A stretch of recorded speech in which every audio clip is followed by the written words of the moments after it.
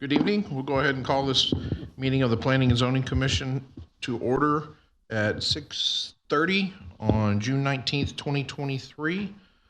We do officially have a quorum. We have 5 commissioners here, 2 absentees. And we are at the introduction of agenda and format of the hearing. Thank you, Chair. So for each item tonight, we'll have a call to order followed by the staff report. Afterwards, the applicant will have their opportunity to make a presentation. We'll follow that up with public comments in support or opposition to. At that time, please state your name and address for the record. Be brief and to the point within a 3-minute time frame.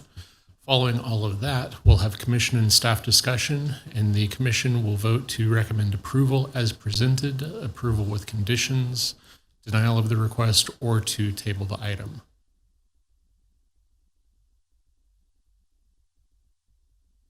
There are no items removed, and then you have consent agenda, which has excusal of absences for Commissioner Eisenberg and Kuhn from the June 5th meeting, and then approval of the June 5th meeting's minutes.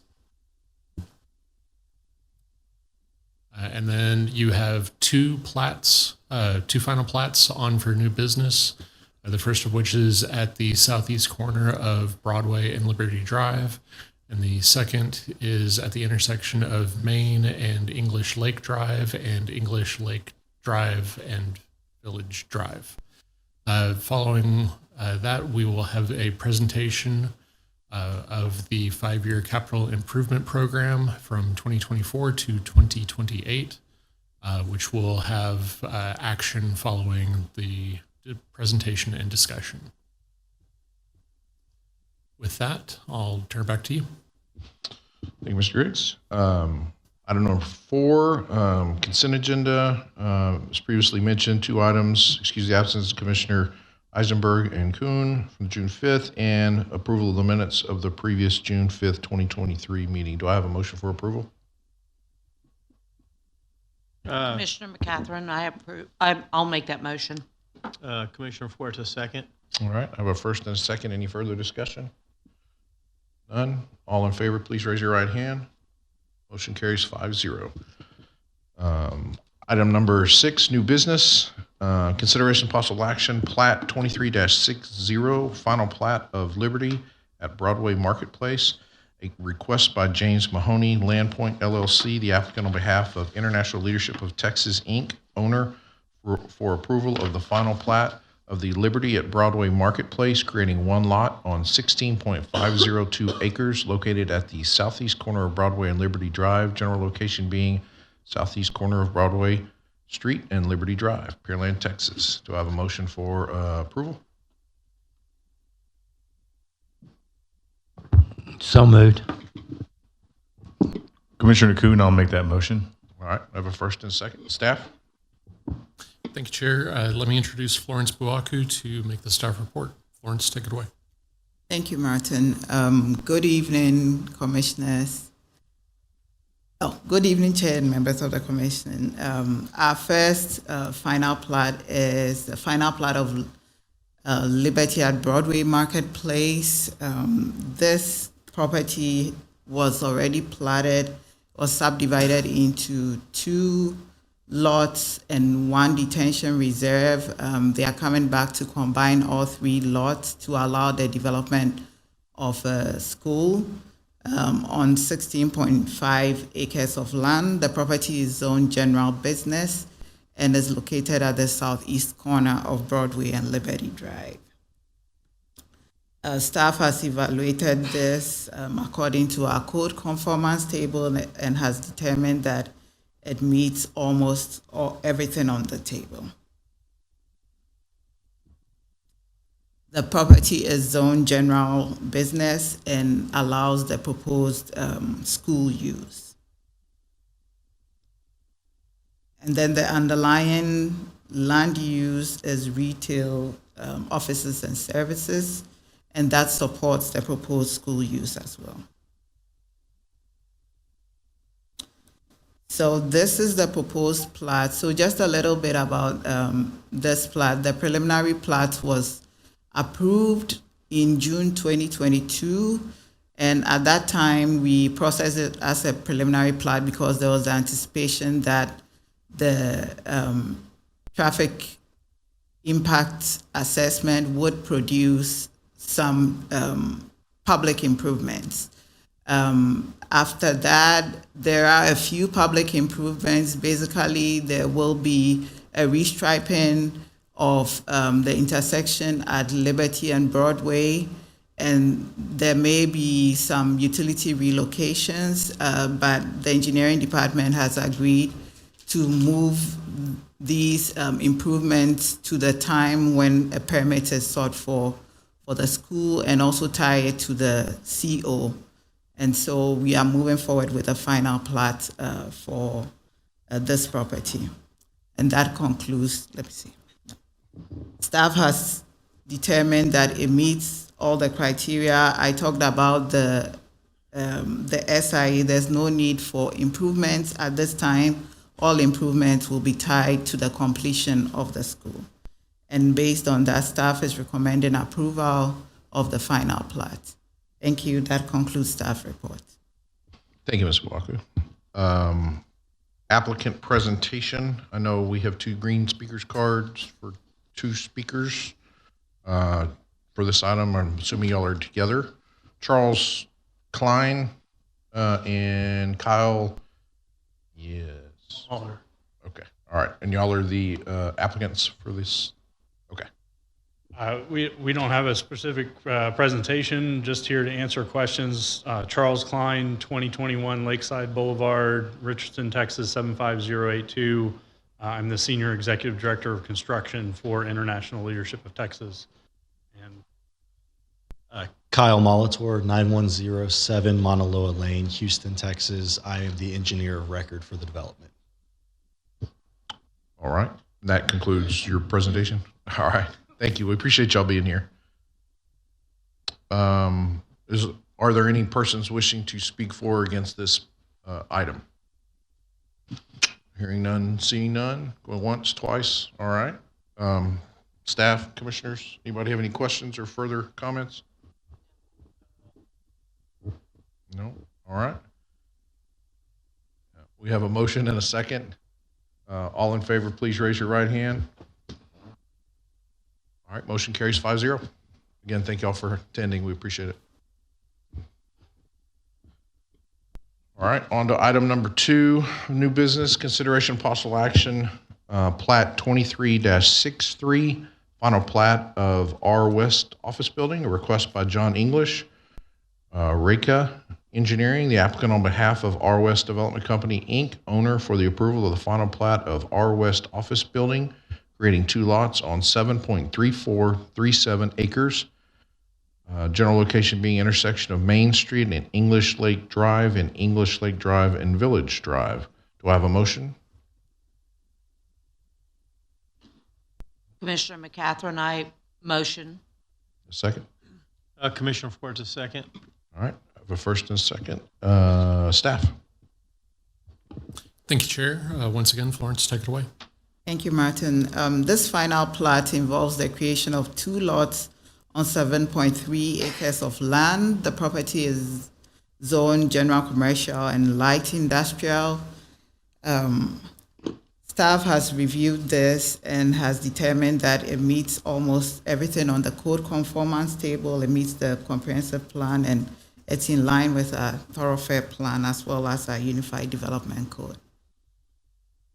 So this is the zoning of the property, showing the top half of both properties zoned general commercial, and then the southern portion is zoned light industrial.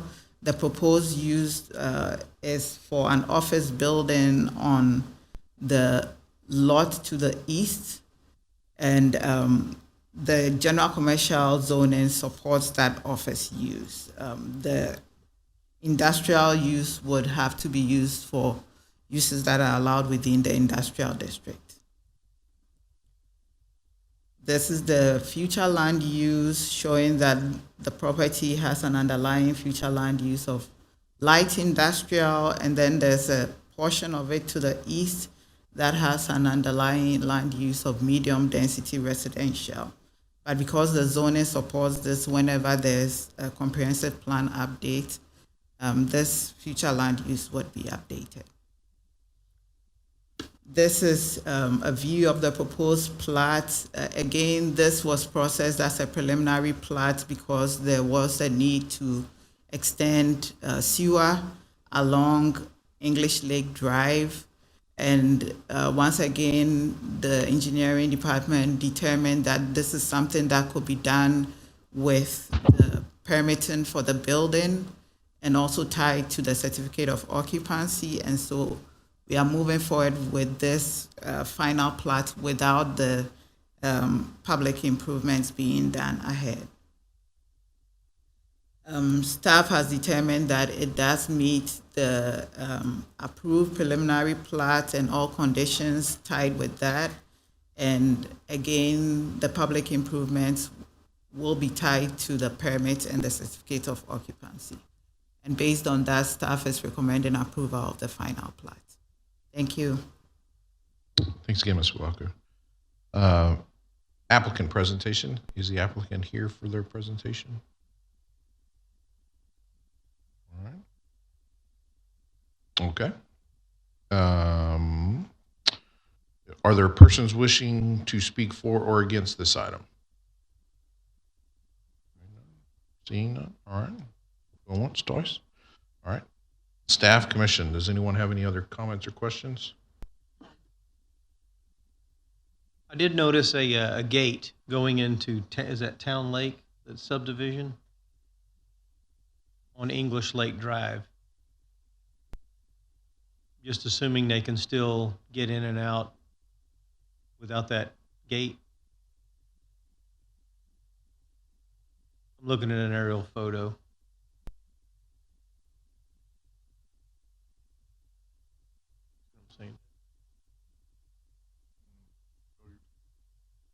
You're talking north.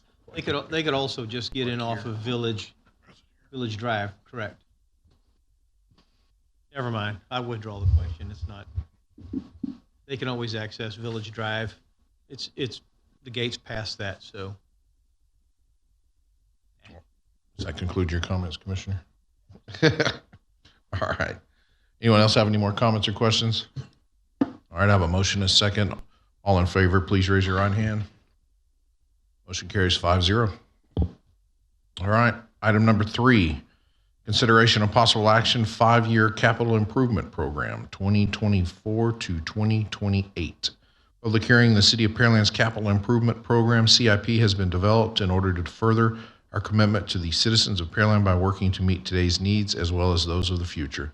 The development of the CIP is a continuous process and consequently should be viewed as a working document.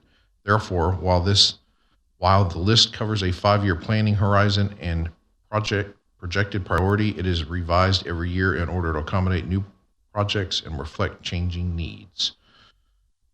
We don't need to vote on this. I would imagine this is a... It is a consideration and possible action. So, Yes, so we will. Okay.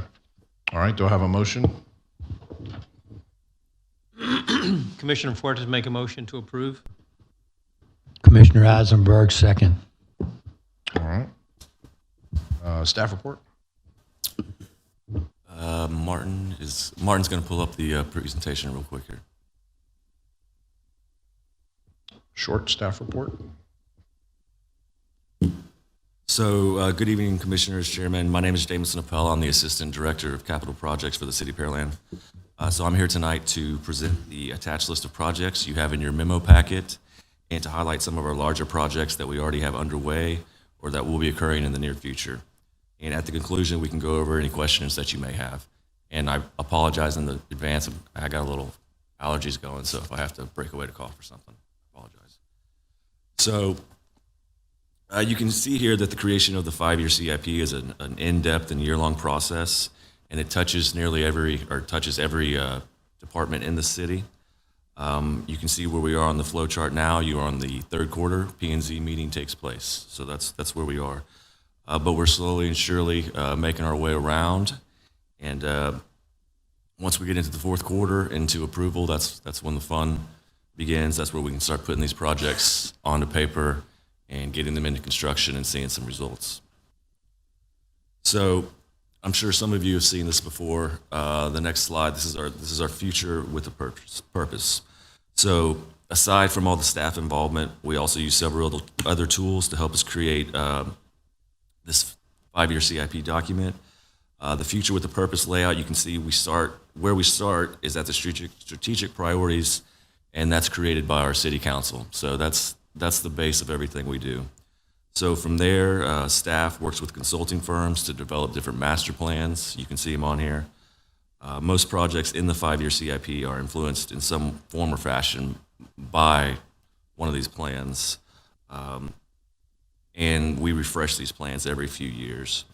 So you can see here our vision of water and wastewater infrastructure is influenced by the water wastewater master plan. The drainage master plan helps the city develop our drainage infrastructure to be able to mitigate against storm events. The multimodal master plan helps us build connectivity in our community. And all this information feeds into the formation of the CIP, which allows the staff to provide the best level of service to our citizens. So here's just a look at a 5-year CIP summary of all our different categories. So next, we're going to talk a little bit about drainage. So I wanted to highlight some of the projects currently in the CIP, and I'm assuming most of you are aware that the city took on more than 24 PERs, or preliminary engineering reports, over the past 18 months to help with the city's drainage bond committee's formation of a bond proposal to city council. So with that information that was produced by engineering and capital projects, the committee made a recommendation to city council to initiate a bond in May of 2023. So this included 14 drainage projects that all now reside in the CIP and stretch from FY23, some of which we are beginning now, and go all the way to FY28. So here's, okay, so Hickory Slough Sports Park Detention Project. This was awarded for design and will complete the final stage of the detention pond build-out. This pond provides an additional 95 acre-feet of detention, and the project also completes the build-out of the stormwater pump station and will include a permanent backup power in case of line loss. So this is one of the 2 remaining projects from the 2019 bond yet to be constructed. So this project was the top 2 in priority projects from the 2023 bond. And as part of this project, the city will install an underground stormwater conveyance system and replace roadside ditches to connect the stormwater system on Walnut Road. And so this will begin in 23, and it will be the precursor to a streets project later on. So another high priority project is the southwest quadrant of Old Town. This was also on the 2023 bond, and it will provide drainage improvements, including the removal and replacement of driveways, sidewalks, and driveway culverts, and the regrading of roadside ditches. So like I said, both of these projects are currently in negotiations with design firms, and we hope to be taking that to council this summer. So another large part is the master drainage plan. This is a key to our engineering department. This master drainage plan is being done in coordination with, or funded through coordination with PEDC and Missouri Drainage District number 4, all taking 1/3 of the cost. So I was talking about bonds, but there's also other ways that the city looks to acquire money. So right now we have 3, more like 4, because that first project actually has 2 projects in it. GLO projects that we're actually having RFQ advertising right now. So these 4 projects were paid solely through GLO, which comes from our grant department.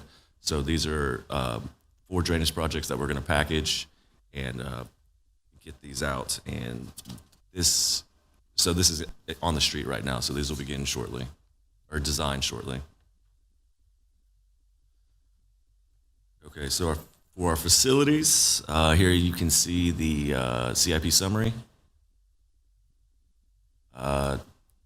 for 24 through 28. So right now, EPW's beginning multiple city facilities that are in design. On the next slide, you'll see the Hillhouse Road Annex. So you can see a rendering right here of what the Hillhouse Road Annex will look like. So this will relocate fleet and parks maintenance building to a more advantageous location, which is in central to the city.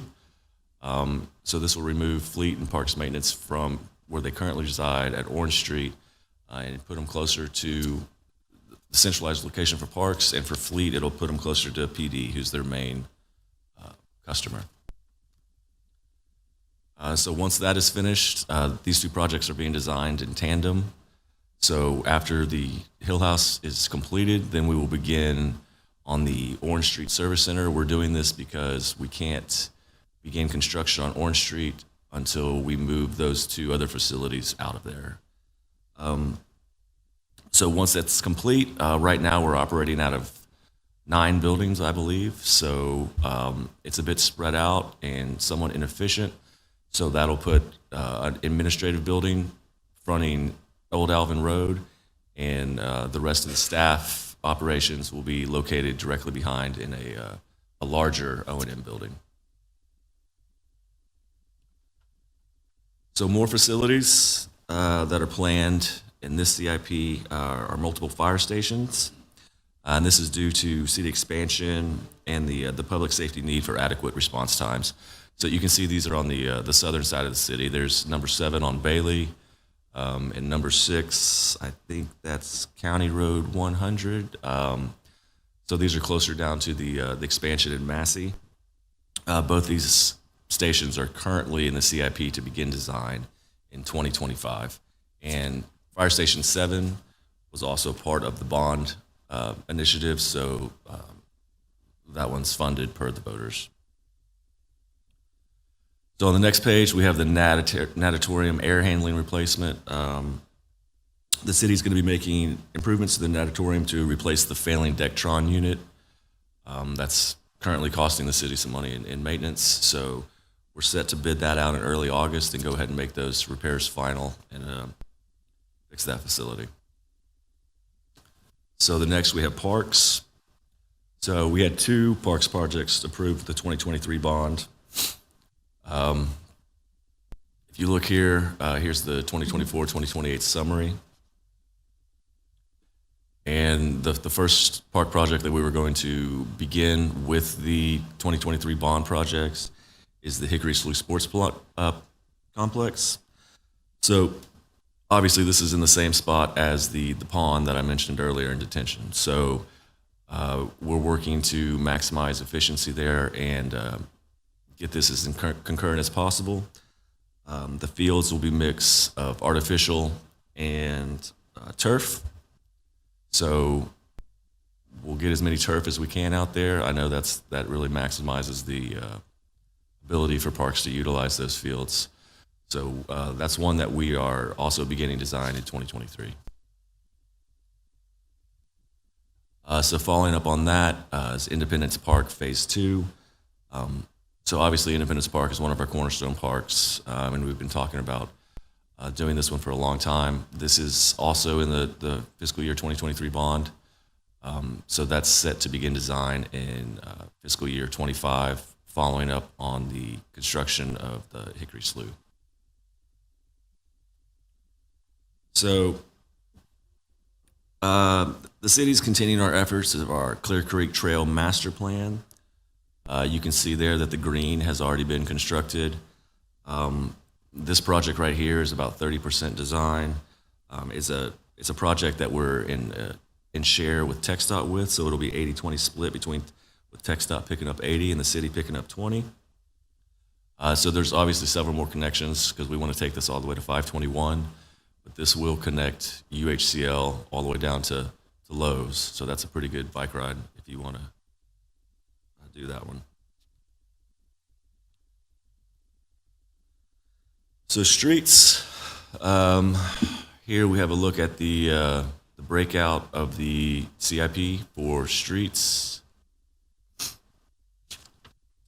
One project that we have starting this summer, it was awarded a month or two ago. This is the Bailey Road expansion.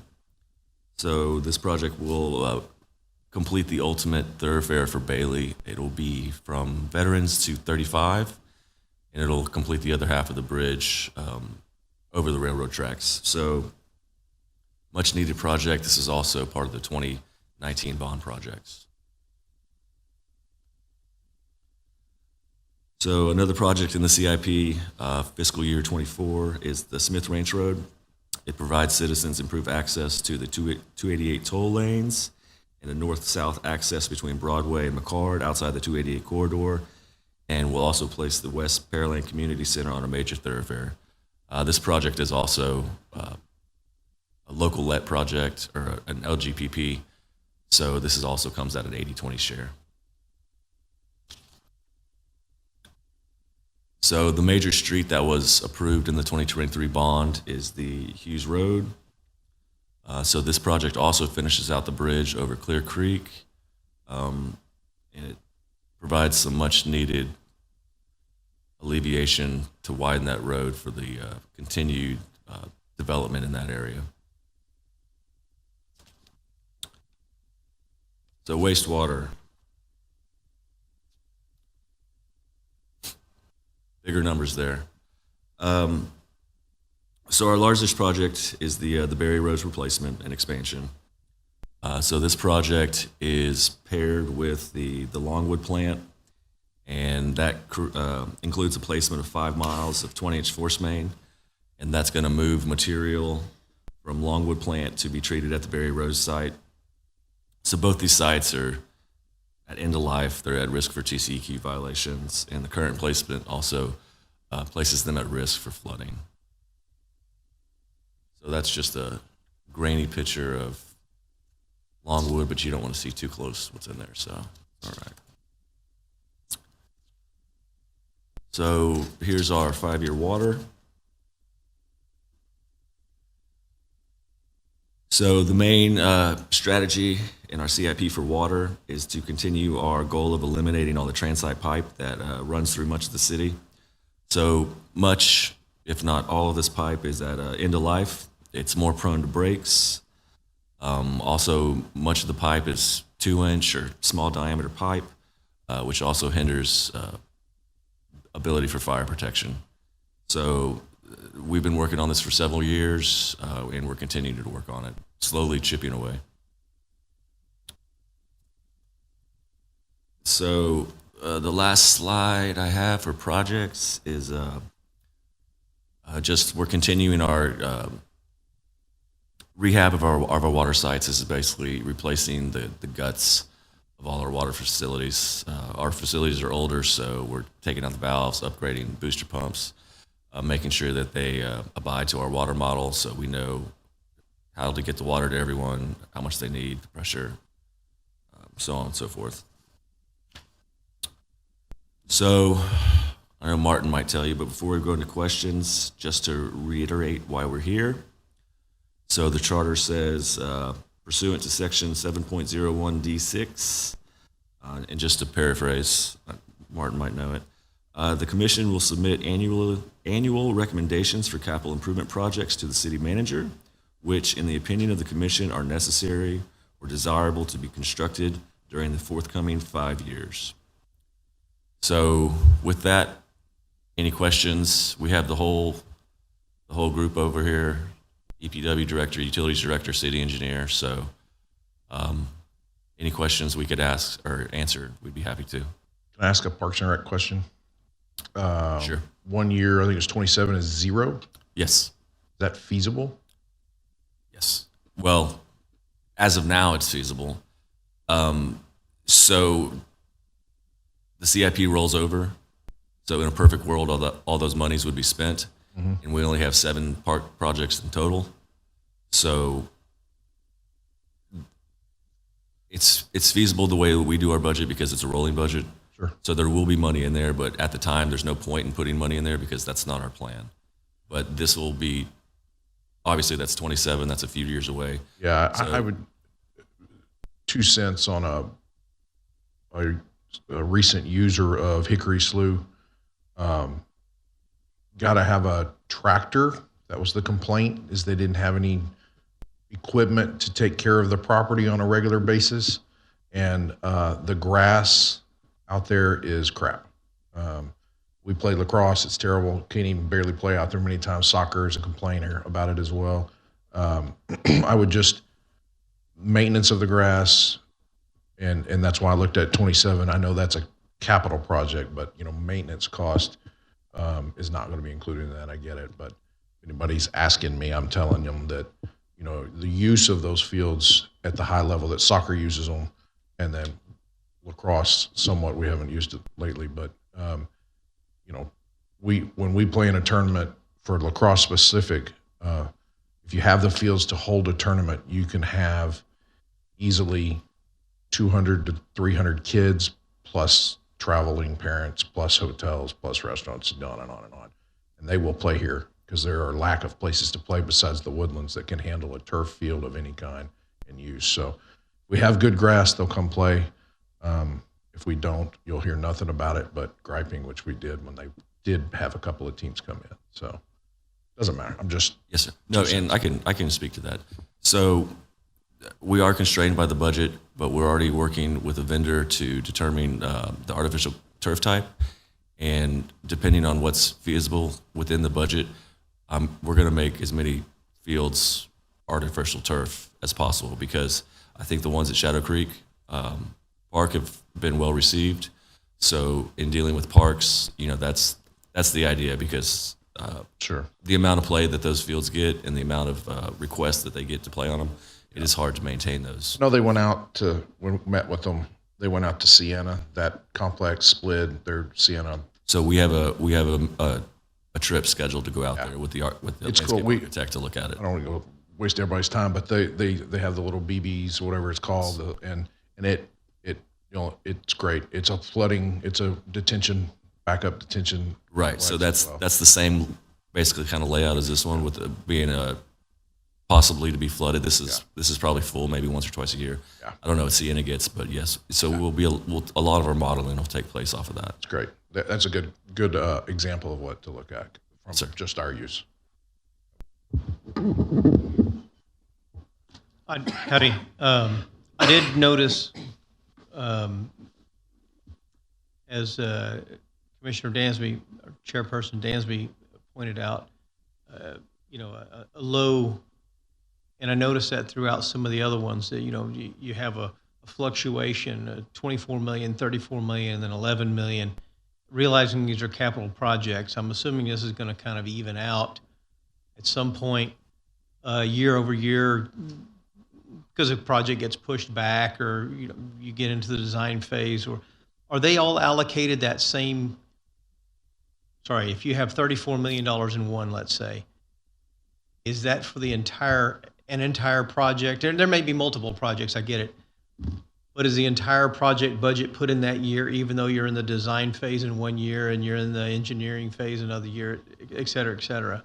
Typically, it would be design in 1 year, or if there's a right-of-way purchase, that might even be 2 years before.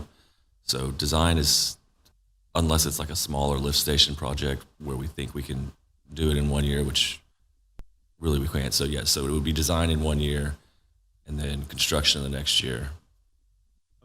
Okay. Got a couple of questions for you. There was a drainage bond that recently was passed, correct? Yes, sir.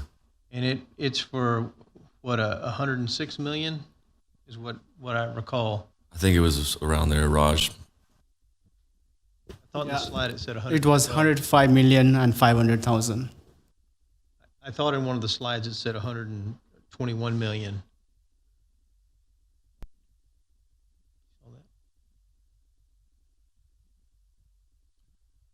So the drainage bonds are split out over the next 6 years. So the monies reflected in that overall do not directly reflect what you see in the bond. That makes sense. Okay, so that 121 million isn't from bond monies. It's the cost of these projects, and some of that may be other than what's in the bond. It's the cost of those projects, and then whatever else we had obligated ourselves to do. And some of the bond money is actually released in fiscal year 23. Okay.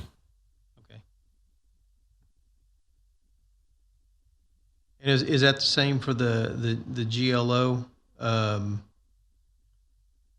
The GLO, that's a better question for Joel, but I believe the GLO, that's not part of the CIP. That's part of his separate grant funding budget. So those projects come out of that fund. I don't know where that fund resides, but it will be run through capital projects. Got it. And I'm not sure if you know this. We got a different form. I think Martin was kind enough to mail us some stuff.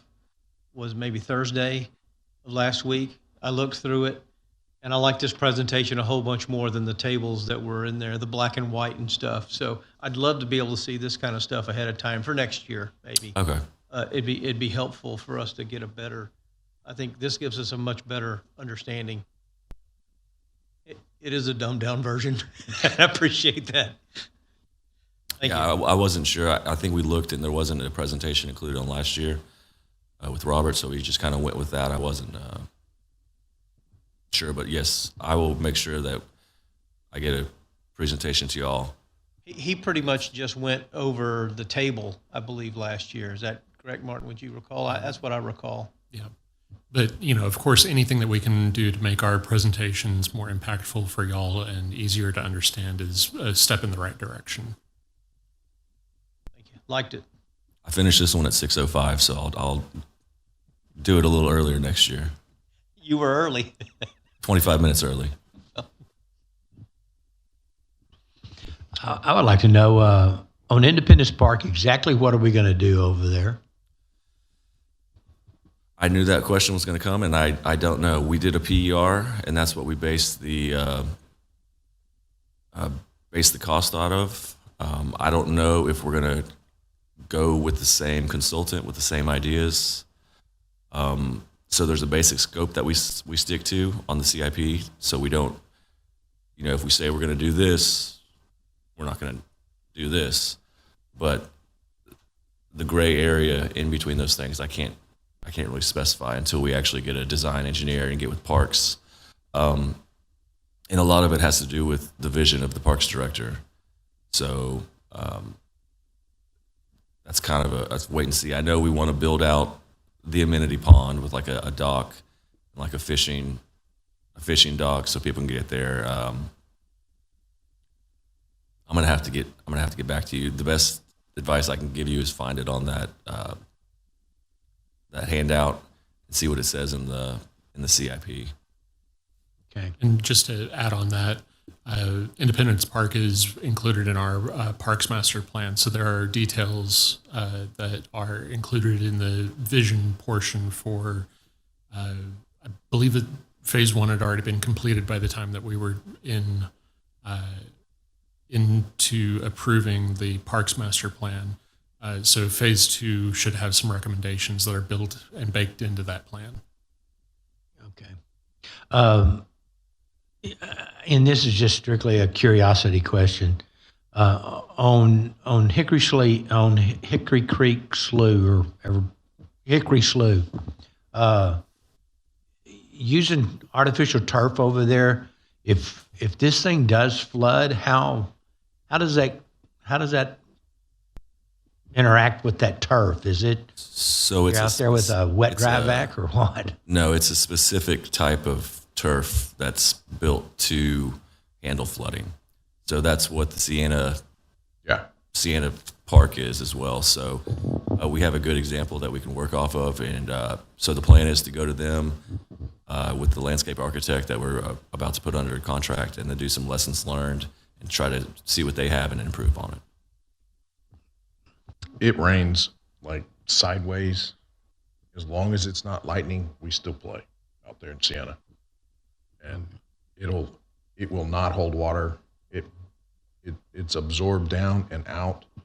And I mean, oh, okay. Yeah, the field is built to where it drains. Somehow it has the ability to vacate quickly. Yeah. DKR is the same way. Yeah. Now, if it's a Harvey situation or something, the water's going to sit there. And we played in, it may have been the Woodlands, and all those little black things that they fill in, like when you get tackles on college ball, all that stuff goes flying. They bring out, there's a scrubber machine kind of thing, and it'll put that out. It'll spread it back out. If it floats it to parts of the park where if it's underwater for 2 days, it's going to move that, but it won't move the turf. The turf is attached. It's pretty, as far as we've ever had. And they've got a levee system out there, and it breached during Harvey, and their water got in there, and it stayed for quite a few days. And they cleaned it up, dried it up, and I bet you could have played 5 days later. It's pretty good. And that's why we're bringing the landscape architect in now while we're designing the pond, just so we don't double spend anything and we can coordinate better with. Because I can't take any detention from Raj, but we can try to do our best to build it as best as possible. I apologize. I forgot to ask these couple of little questions that I'd taken on when I was looking at those tables. One of which was during in the facilities table, FA 2205. There was an acronym, the letters WRF, like William, Robert, Fred, and I don't know what WRF stands for. Water Reclamation Facility, but I don't know why that would be in the facilities. Well, it might have been the one. Maybe it was right past the facilities, and my little line was in the wrong place. Then I had a question, just the fiber backbone. There were a couple of things for a fiber backbone. I read through it, and if I understand it correctly, that's the city's trying to tie in with fiber to traffic lights, other things, just make a huge loop and I guess a matrix throughout the city. That's a redundant network to connect all city facilities. We're in the process of connecting all wastewater treatment plants, water plants, lift stations. So everything is going to be tied onto our individualized network. And that'll increase functionality with SCADA, response times. We've been working on it. I actually did the first one in 2012 when we did fiber down 518. So we've been working on it pretty steadily for the last 11 years. Hopefully it's good for technology changes in the future, and instead of having to redo it. We have a great IT department, so they oversee that. So they guide us on what they need, and we also have a great traffic department. So they. Fantastic. Well, the NUMEC hard, the first few days it was open, I can tell you that I was stopping at least every other traffic light, and since then they've got them timed and got the equipment they need. I know it was on back order, and it's a nice alternate to Broadway on the north side now. Yes, sir. We finally got the cameras and everything hooked up, so we should be running a lot smoother now. Hats off to you. It's a good, nice traveled road now. Road to travel. Natatorium recapitalization or recapitalize. I saw that on there, and I'm assuming that the facility was built, I think I read that in 2008 to 12. I can't remember exactly. But it was around 10 or 11, yes. So that equipment's getting older and a need to revise it. I think there were a couple of things on there. But yes, sir. So this unit pulls the humidity or chlorine out of the natatorium. It runs 24 hours a day for the past 12 years. I think right now it's running at about 10% capacity. So we've been working with multiple fixes during the years to keep it up. So we're not staying with the same system. We're using a different, better system, but that'll bid out in August. So that'll be when you walk in there, you won't smell that intense chlorine smell. If any of you have ever been into the natatorium, it's sting your eyes. So we're working on that to fix that up. Well, I'll share with the commission. I went for a walk. Unfortunately, I arrived at 7:30, not knowing that the natatorium, the rec center opened at 8 in the morning. So I took a 30-minute walk around outside, and when I got to the backside, the place was packed. And I thought, this is Pearland Farmers Market. I thought that was at Independence Park. I thought I was lost. But that was a big swim tournament that you had there, and it was neat to see a bunch of little parents with their tents, for shade, and there were lots of families there. So it's good for Pearland's economy to have those. It's good for the Natatorium. I'm sure they got some fees out of that. So well appreciated. And chlorine, one note about chlorine, I hope the next one, this doesn't look like stainless steel, but that chlorine, I can imagine, has eaten up a lot of materials, in an air handling equipment if it's not stainless. So I'm sure the next one will be, materials of construction will be well thought out. Thank you.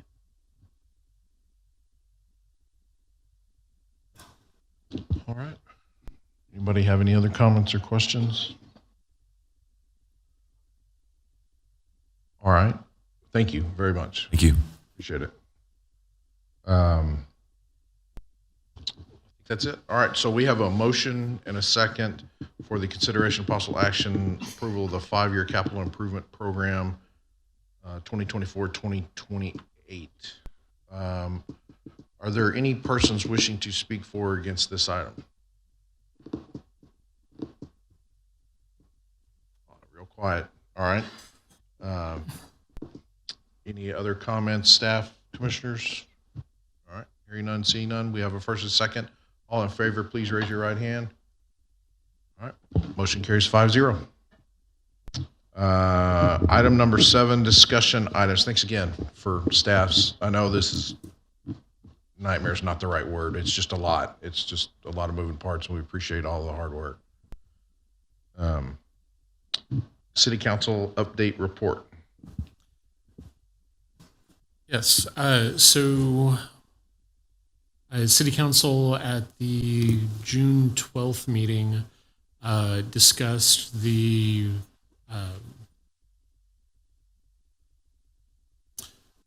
zone change for the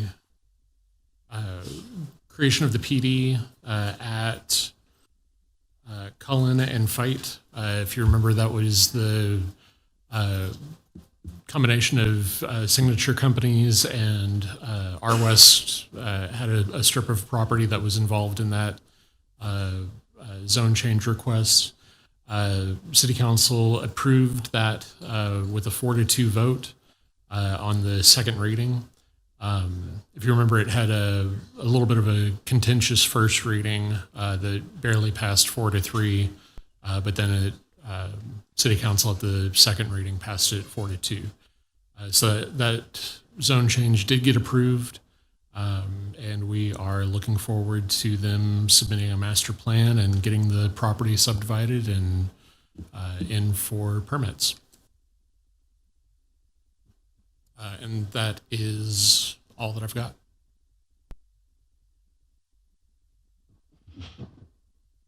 Okay. Commissioners' activity report. Anybody, commissioners, have anything?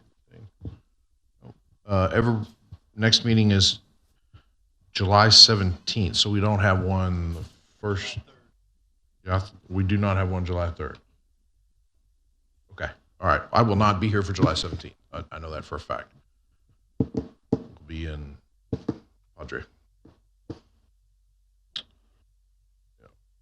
Yeah. Any other items? All right. I am moving for adjournment at 7:19.